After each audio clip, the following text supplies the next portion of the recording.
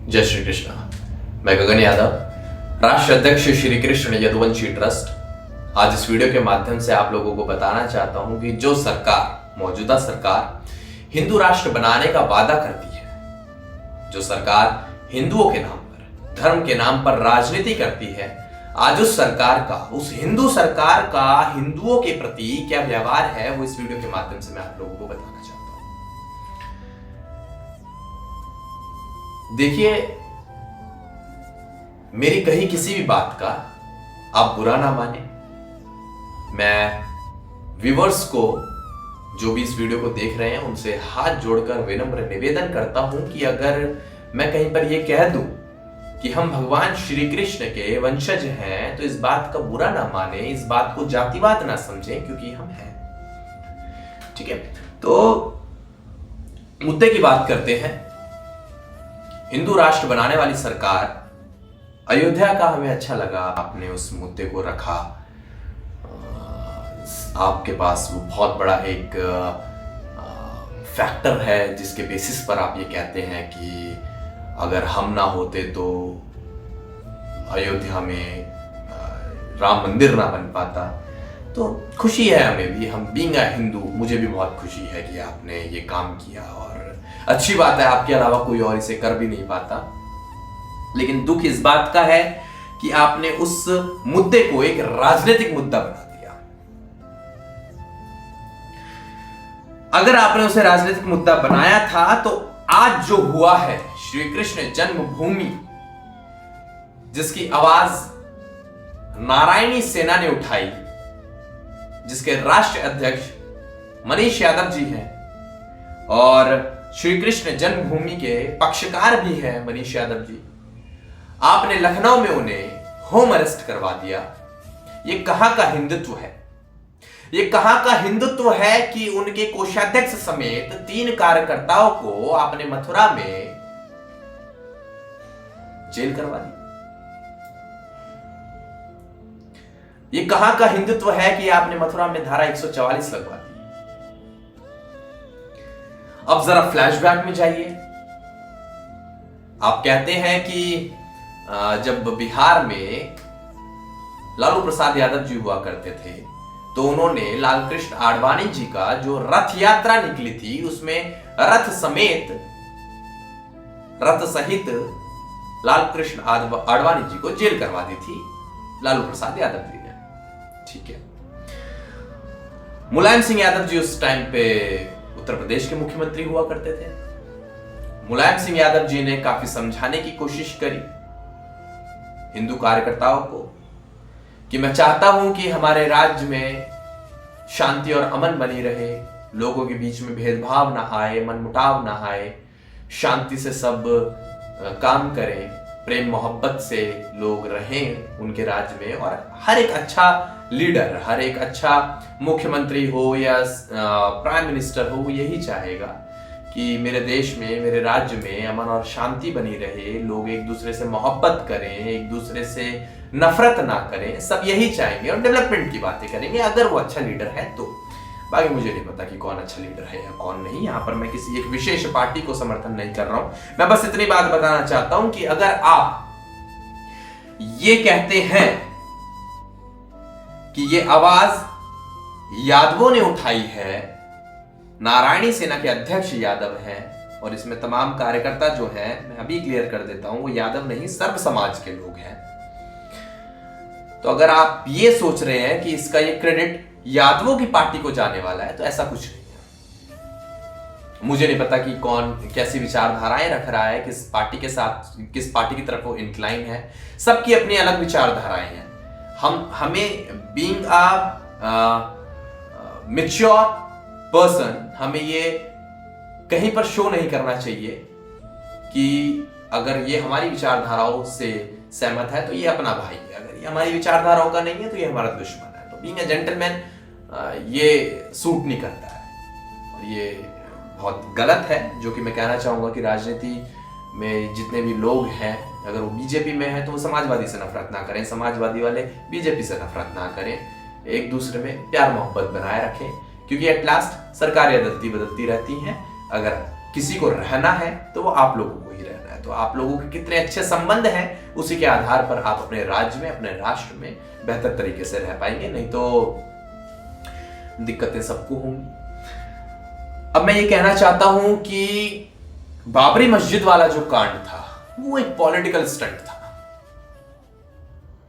उसमें बीजेपी का जो रोल था वो सिर्फ राजगद्दी पाने के लिए था। लेकिन नारायणी सेना जो आज कर रही है ये कोई राजनीतिक दल नहीं है।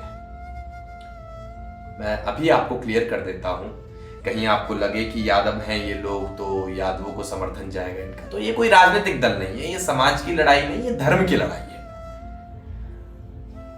और ये हम अगर ये कहते हैं कि भगवान श्री कृष्ण के वंशज हम हैं, तो हम ये नहीं कहते हैं कहीं भी कि वो सिर्फ हमारे हैं। भगवान श्री कृष्ण सर्व समाज के हैं, वो पूरे ब्रह्मांड के देवता हैं। He is supreme, he is supreme, we are not supreme. मैं ये नहीं कहूंगा कि यदुवंशियों में या यादव कुल में जिसने जन्म लिया वो ही सबसे बड़ा है।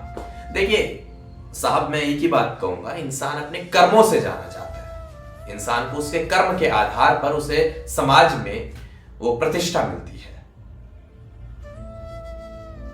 तो मैं कुल मिलाकर बस यही कहना चाहूंगा कि राम भगवान का मुद्दा था, मर्यादा पुरुषोत्तम राम थे, इसलिए बड़ी शांति और शालीनता के साथ वो मामला सुलझ गया था। ये भगवान श्री कृष्ण का मुद्दा है। और भगवान श्री कृष्ण आपको भी पता होगा कि महाभारत करवाना भी जानते हैं। तो मैं चाहता हूं कि ऐसी कोई व्यवस्था खराब ना हो भविष्य में, ऐसी कोई बात ना आए भविष्य में कि जिसका हमें भी खेद हो। तो मैं चाहता हूं कि अपने आप को हिंदू, कट्टर हिंदू बताने वाली सरकार इस मुद्दे पर एक्शन ले। और सबसे पहले मनीष यादव भाई हमारे अनशन पर बैठे हैं लखनऊ में, कि उनके जो कार्यकर्ता हैं उनको रिहा किया जाए जल्द से जल्द। तो मैं चाहता हूं कि शासन प्रशासन इस बात पर विचार करे और उनको रिहा करे, उनके कार्यकर्ताओं को। इसी के साथ मैं ये भी कहना चाहता हूं कि भविष्य में, देखिए श्री कृष्ण भगवान का मुद्दा है, भविष्य में अगर किसी भी प्रकार की समस्या आती है अगर, तो उसके लिए कोई और नहीं बल्कि मौजूदा शासन प्रशासन ही जिम्मेदार होगा हमारी नजरों में। क्योंकि आप लोगों ने ही वादा किया है हिंदू राष्ट्र का, आप लोगों ने ही हमारे अंदर वो सपने जगाए हैं। तो अगर आप एक बच्चे को कोई सपना दिखाओगे तो वो बच्चा किसके पास जाएगा? वो बच्चा बार बार लौट कर आपके पास आएगा, क्योंकि उसकी एक्सपेक्टेशंस जुड़ चुकी है आपसे। और ये लड़ाई एक वैलिड लड़ाई है, श्री कृष्ण जन्मभूमि की जो लड़ाई है। इसको मैं विशेष धर्म के लोगों से मैं हाथ जोड़कर विनती करता हूं कि बुरा ना माने।